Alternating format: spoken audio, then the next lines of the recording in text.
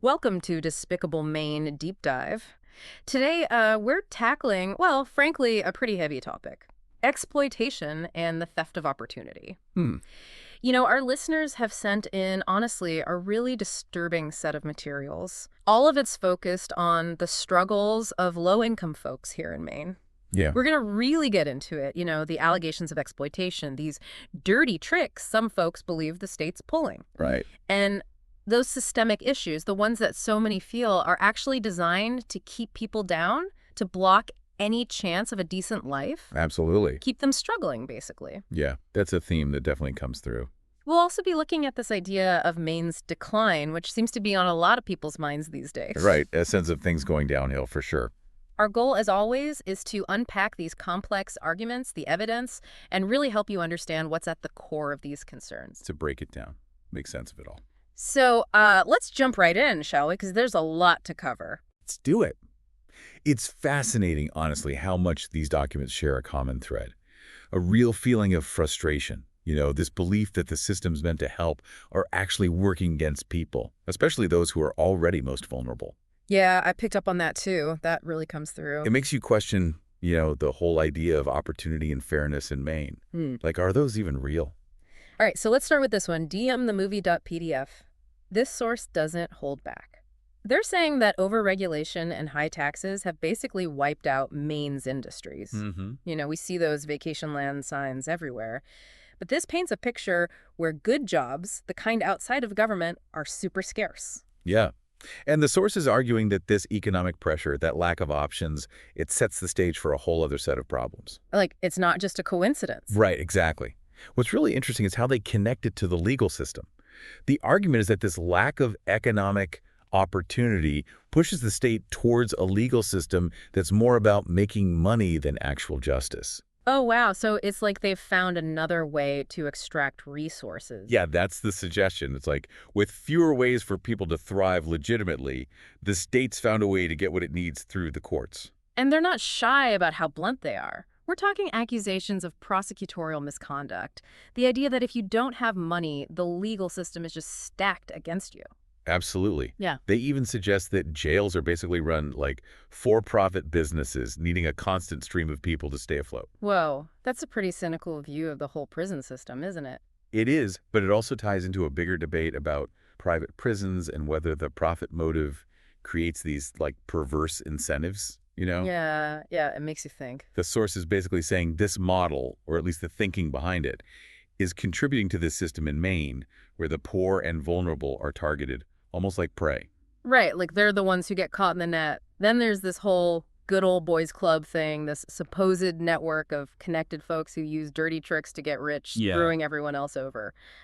Almost sounds like a conspiracy theory, right? It does. But, the idea of these informal power structures influencing how laws are applied, that's not unique to Maine. Yeah. But the examples they give are really specific. Yeah, those stood out to me too, like police running license plates in people's driveways, Mm-hmm. or that claim about entrapment through driver's license suspensions. Mm-hmm. If that's true, and this is really happening to generate revenue, it totally destroys trust in law enforcement, right? It really does. Makes you wonder about the whole purpose behind the laws and how they're enforced. Yeah. Is it really about safety and well-being? Or is it just a way to make money, especially off of those who can least afford it? That's the key question, right? Like, what's the real goal here? Exactly. And then they get even more specific, talking about certain towns, the touristy ones. The claim is that police in those areas are more about writing tickets than actually stopping crime. Turning minor traffic stuff into a cash cow. Yeah, and this whole idea of quotas or targets for traffic stops, Yeah. that's been a concern in policing for a long time. When the focus shifts from actual public safety to hitting those revenue goals, Right. it can feel really unfair. Predatory, almost. Especially if, like the source alleges, it's happening in places with questionable hiring practices. Right. And they even mention the license plate redesign, supposedly to make them easier for, and I quote, low IQ police to read. Oh, wow. Yeah, pretty harsh. But it just reinforces their point about this system being geared towards easy enforcement and revenue generation. Definitely. And then there's that even wilder claim that these good old boys have special license plates so they can avoid any scrutiny. Like they're above the law. Right. Exactly. Yeah. And while it's hard to prove without concrete evidence, it does feed into this idea of a two-tiered system. One set of rules for the insiders and another for everyone else. Yeah, and you can see how that would lead to a lot of resentment and anger. Absolutely. It makes people feel like the system is rigged against them. Okay, moving on to the courts. The source is alleging actual discrimination, even based on gender, and claims of prosecutors acting out of personal vendettas. Hmm. There's that story about the DA's office supposedly targeting someone related to the author. That's really disturbing. Yeah, that's a serious accusation. I mean, the integrity of the prosecutor's office is crucial for a fair legal system. Bias, using that power for personal gain, suppressing evidence, those are huge problems. Totally undermines the whole thing. If true, it represents a real breakdown of justice, a betrayal of public trust. And then they make this sweeping statement that if you're charged with a crime in Maine and you're not rich or a woman, you're basically automatically guilty in their eyes. Wow. No presumption of innocence. That's a pretty damning indictment of the entire system. It is. And while it's probably an exaggeration, it shows how little faith some people have in the legal process. It suggests a belief that the system is biased against them and that equal justice is just not a reality. The document does mention disciplinary actions against prosecutors. They cite Mary Kellett for things like destroying evidence. Right, so there is some mechanism for addressing misconduct. But the implication is that it's rare, and it doesn't really address the deeper issues or hold anyone truly accountable. Yeah, they're saying it's like putting a Band-Aid on a broken leg. Exactly. Uh. And the Kellett example, how it went from serious misconduct to seemingly less severe consequences, it makes you wonder about the consistency of the whole thing. Absolutely. If there's no consistency, then it doesn't feel like justice. Okay, one more thing from this document that I found really important. The discussion about prosecutorial discretion and how it can be abused. The source points out that prosecutors get to decide the charges, negotiate plea deals. They basically control sentencing, and a lot of it happens behind closed doors. Right, and that shift in sentencing power towards prosecutors, it's a big part of our legal system now. Yeah. And while it can lead to more consistent outcomes, it also creates a lot of room for abuse. Yeah, the source talks about threats of harsher charges if people don't cooperate. It feels like coercion. It does, like the scales are already tipped. Okay, let's move on to our second source, escapethecollapse.pdf. This is a personal story. Someone who lived in Maine for 45 years, but felt they had to leave in 2017 just to have a shot at a productive life. Wow. That's a powerful statement right there. It is. These personal accounts are so valuable because they give you that ground-level view of how people actually experience these systems and policies. The fact that this person felt they had to leave Maine says a lot about what they thought their opportunities were. Or weren't, I guess. Yeah, exactly. High taxes, unnecessary fees, even being monitored by the State Fusion Center, they felt oppressed. That Fusion Center thing is interesting. Makes you wonder what it's really doing beyond counterterrorism. Right. And for our listeners who might not know, a fusion center is basically a central hub where different law enforcement and public safety agencies share information. So it's all about coordination. Yeah, initially it was mostly focused on terrorism prevention, but the author's claim suggests it might be doing a lot more now, stuff that feels like surveillance to ordinary people. Which raises all sorts of privacy concerns. Absolutely. The author also talks about a decline in Maine's quality of life, and they link it directly to the government. Falling public school rankings, but education spending keeps going up with what they see as terrible results. That's a troubling combination for sure. The relationship between spending and outcomes in education is complex. There's no easy answer. Right. Lots of factors involved. But if spending goes way up while performance tanks, then something's wrong. You need to look at the policies and how that money's being used. See if it's actually helping students. Exactly. The author also brings up rising property taxes, the cost of living, homelessness. It sounds like the economic pressures were a big reason for leaving. Yeah, affordability is clearly a huge concern in Maine. Those rising costs, they hit people with limited incomes the hardest, and homelessness is often a sign that something's broken at a deeper level. Socially and economically. Exactly. The source then criticizes policies around undocumented immigrants, saying they're costing taxpayers money. They also mention rising violent crime and the fentanyl crisis. These are all really complex issues. Hot-button topics, for sure. Immigration policy has so many economic and social angles, and people have very different views on it. The same goes for violent crime and the opioid crisis. Those are huge public health and safety challenges. With no easy answers. Right. And different approaches are always being debated. The author actually uses California as an example, a warning of what Maine could become. They even advise others to leave for a better life, suggesting the Pacific Northwest. Wow. That's pretty drastic. It is, but using another state as a comparison, it shows how negative they feel about Maine's direction. Recommending that people leave, that's a sign of deep pessimism. Like they don't see any hope for positive change. Their final takeaway is that staying in Maine means being a victim of a bloated government. Another strong statement. It sums up their experience, doesn't it? They felt burdened, held back by the government, like it was preventing them from having a good life. Yeah, it's a feeling of being trapped and controlled rather than Yeah. supported. Our third source, Systemic Exploitation and the Theft of Opportunity.pdf, it takes this negativity even further. Oh, yeah. They argue that Maine is intentionally exploiting the poor, the disabled, the vulnerable, especially those who grew up here. Wow. It's like this deliberate effort to take their wealth through legal means, financial means, bureaucratic means, all of it. So they're not just saying it's happening, they're saying it's by design. Right. It's systematic exploitation. That's their term.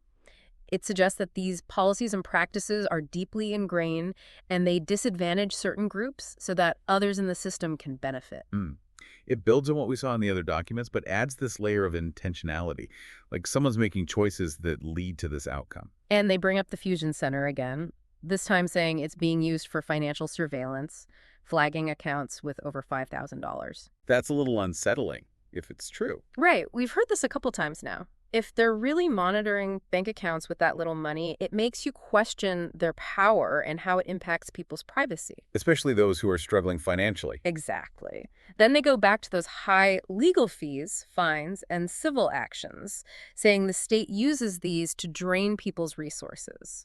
So it's like a punishment for being poor. It almost feels that way. They say people are forced to pay up just to avoid even worse consequences. It reinforces this idea of a system that's rigged against those who can't afford to fight back. And it creates this cycle of debt and marginalization. It makes it even harder to get on your feet. Absolutely. This source also echoes the idea that all this prevents people from having a decent life, and it drives Maine's own people away. It's like they're saying the state's pushing people out. While favoring a more privileged class, it's a stark division. It raises questions about inequality in Maine and whether the state is actually making it worse. Then we get into some really specific and kind of shocking examples. They bring up the central Maine power billing controversies. Oh yeah, that was a mess. But they put a really dark spin on it. They claim that Maine is allowing CMP to fabricate bills because CMP gets a tax credit on those fake amounts. And then the state benefits by taxing those inflated bills. Whoa, so everyone wins except the customers. That's the allegation. It's like this perverse incentive where the company and the state profit from screwing people over. If that's true, it's a huge failure of oversight. Totally. And all the investigations and public outcry about CMP's billing, it adds some weight to those concerns about accuracy and fairness. Yeah, there's definitely some smoke there. Whether there's fire, that's another question. The source also mentions rumors about toxic waste being dumped in certain Maine communities. Oh. They link it to rising cancer rates and even claim that officials are profiting from the health crisis. That's a serious accusation, but they do present it as a rumor. Right. But even the possibility is pretty disturbing. Environmental contamination and health problems, that's a nightmare scenario for any community. Absolutely. And if officials are profiting from it, that's beyond messed up. It's a betrayal on a whole other level. Okay, one last point from this source.